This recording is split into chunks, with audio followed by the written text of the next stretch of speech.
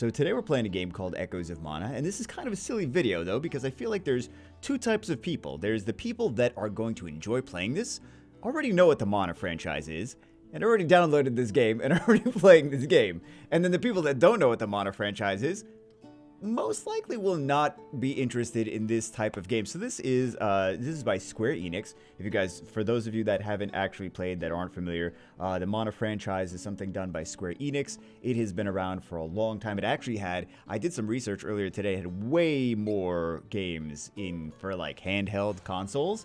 Way more games that I realized were actually in the Mana franchise. So this is one of the things which I really want to give props to Square-Enix for. We'll play like a little gameplay section, then we can see some of the story. It's very story-like. It's very the music, the story, everything is very much Square-Enix. Square-Enix games have its own feel, have its own kind of like, if you like Square-Enix games, you like Square-Enix games, which actually I like some of them. I don't like, well, no, I really like some of them.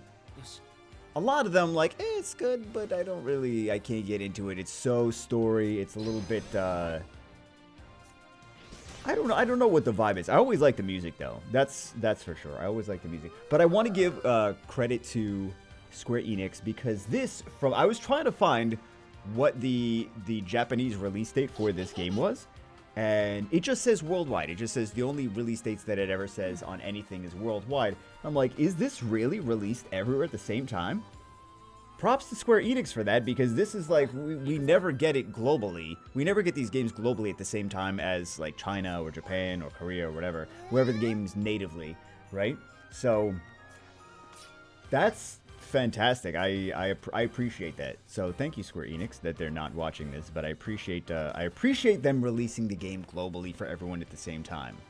It's kind of one of those things like, oh, I feel not like second-class citizen, I guess. So this is the gameplay. Actually, let's take a look at this is our 4-star. This is the one we summoned. You get a summon ticket for did I say 4-star? It's a 3-star. You get a summon ticket at the beginning where you can just keep re-rolling for things that are on a specific banner.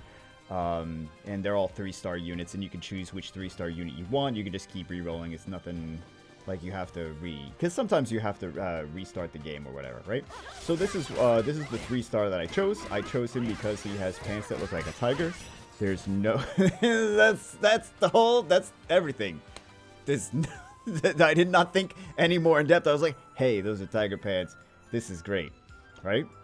So, yes, to answer your next question, is there an auto button? And I was disappointed in it as well, but it's a mobile game. There's always auto buttons in these mobile games. So, the unfortunate reality is the game can just play itself. That's the ult, by the way. So we can see the ult. We can change our characters up top here, but aside from the fact that it's an auto, I mean, like I said, it's a mobile game. They all have auto buttons. You could change your characters over here at the top left-hand corner, so you can choose who you want to actively fight with. It is fun to actually play the game, though. With the auto off, if you just want to play and enjoy gameplay mechanics, the gameplay mechanics are actually pretty fun. Which, you can't say for all of these games, because some of them are just, oh, we got candy. And any game that I can get candy in is a fantastic game. No, I want to play with Tiger Pants. I want to play with Tiger Pants. So we got these things. I forget what they're called. I don't remember what they're called. We also have, you guys can actually see. I'm just jamming on the attack button. What are you telling me? I know what it is from here. Oh, okay. I've been skipping a lot of the story. It's about the Mana Tree. It's about going into memory fragments and memory fruits and the Mana Sword, and I was vaguely paying attention. And then I was like, I kind of want to play Secret of Mana. Or one of the 9 million other Mana, wow, so many other Mana games. But it kind of made me nostalgic for Secret of Mana, the original one for the Super Nintendo. So, or wasn't it called something else in Japan? I think that was called something else in Japan, but I'm too stupid to remember it. So, we would just pretend it wasn't. No, it definitely was. Well, I mean, everything's called something else in Japan, because it would be in Japanese. Anyway, that's besides the point. This is the game. Oh, clear time. Oh, because I was talking. That's why. I should show you guys the specials. Right? Let's do... should we go next? Let's go next. I was going to say let's retry. B is not the not really acceptable. We could take a look at the pre-registrations. There was over 1 million downloads, but who knows ever how many of these downloads are legit and how many of them are not legit. It is Square-Enix, so I'm more likely to believe Square-Enix in numbers than some other game developers who shall remain nameless. I don't want to name them by oh, we got a story element. I think it's just like a story element, gameplay element, story element, gameplay element. So, or scene. So I'm not a huge into the, like I always want to get back into the gameplay, man. That's what I always. I think we have a 4-star summon ticket, but I always want to get back into the gameplay. We have some stuff from the we have some stuff from the pre-registration rewards. So we will go take a look at that. And it's, what is that, garbage? Oh, I like this this guy's name. His name is Bashir. So, yeah, because he's like a sheep ram thing. So I appreciate that. I think it's funny. Kind of want a tattoo of him on my butt. So the video just stopped recording at some point. I have absolutely no idea what I missed, what I talked about in the part that it didn't record. I'm not too happy about that, but let's go through. I think I know where we stopped. Let's go through here. We have a quest. We can battle. We can do some more. Oh, we get to, I think we're going to equip some, yeah, we're going to equip these memories, right? Which is just going to make us stronger, actually, which is pretty cool. So let's do one of these. Let's do, I don't want to do this one here. Let's do this. Let's do this here. That's what I want to do, because he's on my, yeah, he's on the fun unit. That's what I want to equip it on. Okay, I have absolutely no idea what I was talking about in the part that that didn't get recorded. But yeah, I mean, it's a straightforward. It's got that that Square-Enix feel. It's got great music. It's got a great story. It is very similar to a lot of other mobile JRPG gacha games. You know what you're getting into for the most part. It's not anything that's shocking or game-changing or super different from anything else.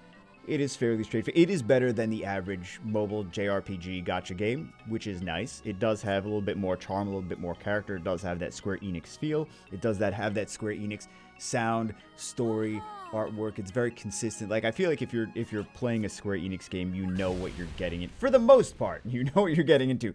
Sometimes they're a little weirder than others in one way or not. Maybe just weird to Western cultures, one way or another. Because I'm like, some of them are a little odd. I don't know. Some of them get a little like, I wasn't expecting that. That's very.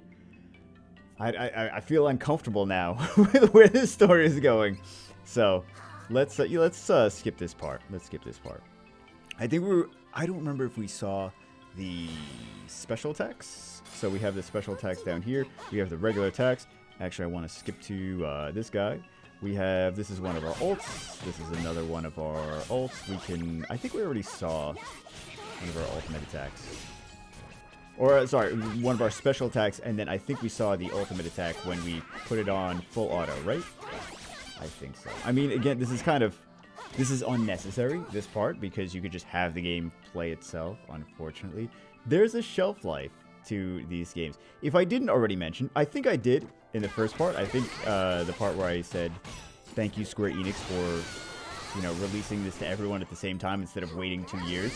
And then releasing it. I think maybe they released it to everyone at the same time because they realized that it didn't, like, some of the games didn't do well when they released it in the East, and then years later they're like, let's release it globally. Oh, no one in global cares because it's a 2-year-old game. So maybe some developers are learning from past experiences not going as well as they would have liked, which is good. Also, I think the part that we that stopped recording or whatever, I think we collected all the stuff from the inbox, all the pre-registration rewards. So we do have, if you guys can see at the very top middle of the screen, 6580 is our, I don't know what they're called in this game, but that is the resource that we can use to do summons. We got most of those. we got most of those from the pre-registration rewards. We have over here, this is our bingos. We can collect some of these. We can collect some of these. These are just quests. We can collect more of these. Fantastic. Yeah. Hey, there's bingo rewards. I don't really like. There's so many of these like events and rewards and pages of things, and you get goodies, and you get like 9,000 different currencies of different things, and level up and skill up materials, and like all these different things. Like, I don't. So far, this is not overboard with the amount of different things that you have to collect. Like, some games are crazy overboard with different things you have to collect, and it's like, I don't even know what half these things do. Like, you play the game for a week and be like, I still don't know what half these things do. So, yeah. Sometimes it can get a little bit overwhelming. Let's do some summons. Of course we're going to do some. Of course we're going to do summons. We have... Oh, no, these are the packs, but it might be nice to see these as well. Oh, we have 7930 now. We got a decent amount from that then. 23, 3, 23, 15, 7, 7, 39, 5, 39, 5, 799, 39, 79. So, yeah, I mean, there's still microtransactions in it. It's a mobile game. It's free. Of course, there's microtransactions in it. Where was I going to... The summons? Right down here where it says harvest. I don't know why I'm never thinking that the summons are harvest. Let's see what we get. We've got this... we have two banners. We have the Release Celebration Harvest featuring Duran and Reese. And then we have, which are both 4 stars, but I believe there's 3-star versions in the very beginning where it lets you choose your 3-star that you want. And then it has the 4-star Ally Echo Harvest, which is the one that they give you as a pre-registration reward. So let's do this. Yeah, let's do this one. So I guess it's kind of one banner then. It's one banner and one pre-registration fun thing. So we did the 10 pull. She's going to knock some fruit out of the tree. So we got 2 juicy things, and we got a whole bunch of duds. A whole bunch of things that we're not going to use. Because that's how these games go. I do like summoning actual units, though, more than summoning weapons. I don't know if you guys... I mean, that's just a personal preference. It just always feels more exciting when you summon units than weapons. But again, personal preference. Some people like summoning the weapons rather than the units, because then it just means that those games usually allow everyone to get the units fairly easily. Like, the units are free-to-play attainable. And then the weapons, the good weapons that do the best stuff, those are the ones that you wail on, right? So, hey, there's another guy that looks like he's got funky pants. Funky pants, guys. Okay, so we don't have enough for a 3rd 10 pull. We just have enough for 2, and then we have enough for the 4-star. Let's see. Knock some fun stuff out. Hey, wait a second. That's a 4-star. Okay. Which... I'm wondering if the different fruit shapes are the different classes of units. I don't know if they are. I have not done a crazy amount of summons in this game. Okay, which one is this? This is pretty cool. Okay, I'll take that. I kind of feel like I'm gonna like that one more than whatever 4-star we get. What is this? She had her own... Oh, wait, this is a 4-star. Wait a second. Didn't that show us a 3-star and then it was a 4-star? There was a... We got 2 4-stars? We got 2 4-stars. That's a lot of 4-stars now. I will take this guy, though. I like the cannon, dude. They're like, we gave you 4 stars. How would you like to rate the game? Like, of course. Of course. They pop that up when you get the shine. This is not the only game that does that. This is not the only game that does that. Very smooth. Very smooth. Yeah, that's a trick a lot of games do. Where they're like, oh, we give you good stuff. Now you rate us. Now that you're happy, we want your opinion when you're happy, not when you're pissed. But yeah, this is Echoes. Let's see what the 4-star is. This is Echoes of Mana. For the most part, if you guys wanted to play it, you probably would have already downloaded it by now, unless you were unaware completely that it was coming out. So, because I feel like the people that are gonna like this game are the people that it was already on their radar to begin with. Did we just get him? No. Do we get the 3-star version? Or was I just remembering that from the banner? I think we got him before in the very beginning. But anyway, this is Echoes of Mana. That's it for this one. Hope you guys enjoyed it. I will see you as always in the next one.